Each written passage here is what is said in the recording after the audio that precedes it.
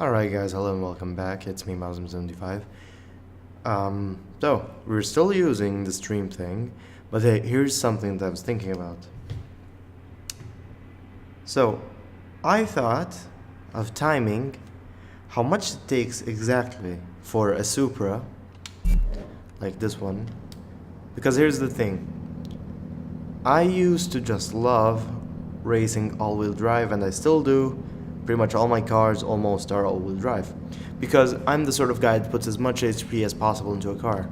This thing, for example, has like 1200-ish HP.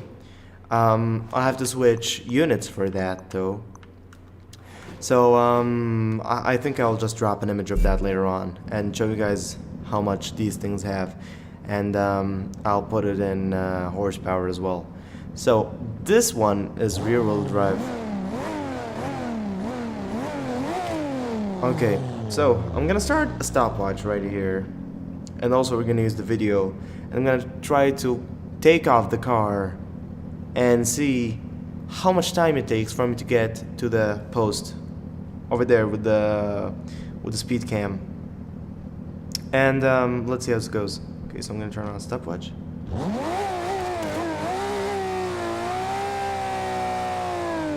3, 2.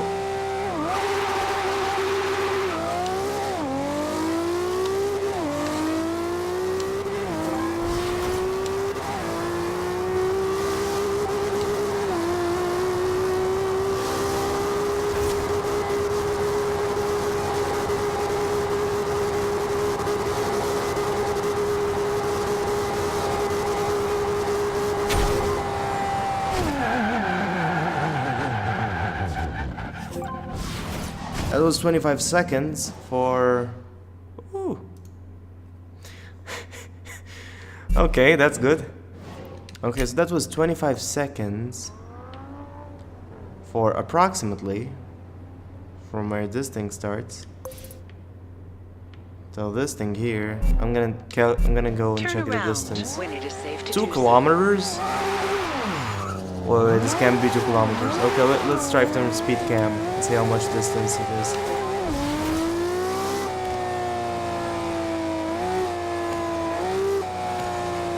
So this is just about 1.6 kilometers, which is like maybe, that's about a mile, I think, or half a mile, and it did that in just 25 seconds. Okay, I'm gonna switch over to the all-wheel drive, and let's see how this goes. Alright, okay, I'm back. I got the setup in place. There is no tuning, by the way. Oh god, there are so many emails. There is no tuning, by the way. This is just stock. I have the other tune that I'm gonna throw in just for fun later, but I do think that the all-wheel drive will do better just because its top speed is higher, and technically when you have... Okay, this was the first result. Technically, when you have power going on all wheels and is controlled by a computer, so like this wheel front to left gets like 20% power, back wheels get, I don't know, 30%, and it's just divided between them, it should make the car propel faster because it isn't one part that's pushing or pulling the other end of the car's weight. And that's what the tuning menu says, right? Okay, so let's put it to the test. Okay, same procedure as before. We're gonna start stopwatch just when I start, so I'm gonna... 3, 2, 1. Oh, whoa. It's hard to control these things. But here's another thing about... Oh god. Manual with clutch. Oh, there we go, perfect. Okay, here's another thing about all-wheel drive. It's actually easier to control cars in general because you have all the wheels going. It might be slightly harder to drift them unless you want to power slide, and then you'll have a lot of HP and that'll make it easy. But it usually makes it much easier to control it in a race or something like that. Okay, so once again, I'm gonna start the stopwatch.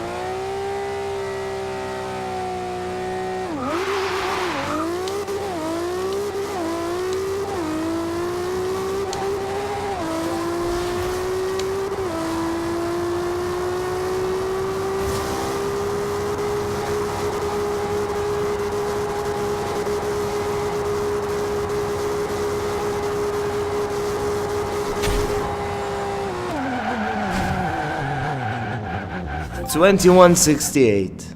So that's 4 seconds faster, and that could mean a winner or lose in a quarter mile. I wonder how these things would do in a quarter mile, but I think that the all-wheel drive will still win. If you guys want, I'll make another video on that. Now I'm just gonna swap and go to the 440 something kilometer build. I'll be right back. Alright, so I'm back with the 440 something kilometers per hour build. It's also all-wheel drive and basically works best on all-wheel drive. And just for kicks, I think this thing will do it maybe even in 15 seconds. I don't know why I feel so, but you know. Okay, so this thing has changes in gearing and dampening and whatever for the car to actually be drivable at such speed. Anyways, same procedure.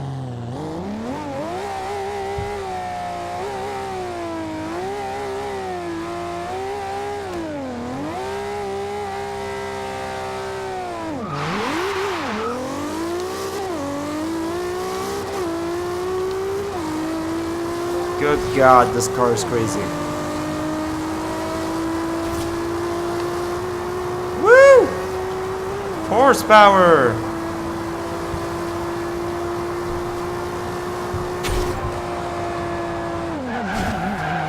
We have a winner. God, I barely made it. 20.94. Well, that was it. So, basically, all-wheel drive, if you're gonna race, if you're using like old American cars, 1969 Dodge Challenger, Camaro SS, using something from the 1970s, 71, you're gonna use a, I don't know, Mustang Boss, go all-wheel drive, okay?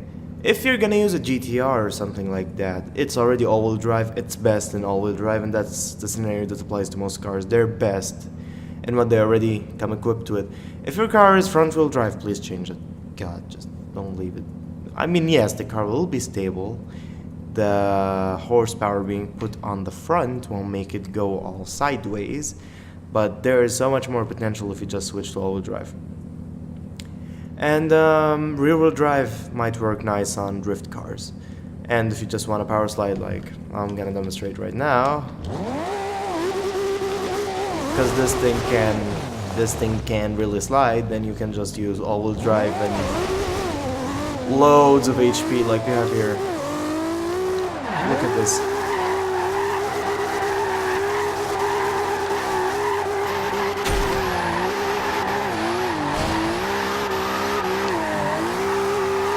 You want a power slide? Yep. There's another video I made. I made a video on this build. You might want to check it. And I made a video on all-wheel drive versus rear-wheel drive drifting a long time ago.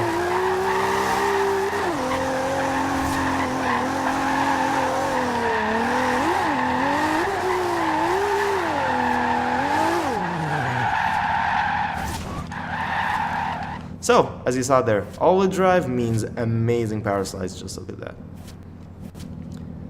And yeah, if you guys really like this video, you can please leave a like down there, maybe subscribe for more content. And yeah, I really hope to see you guys on the next one. Peace.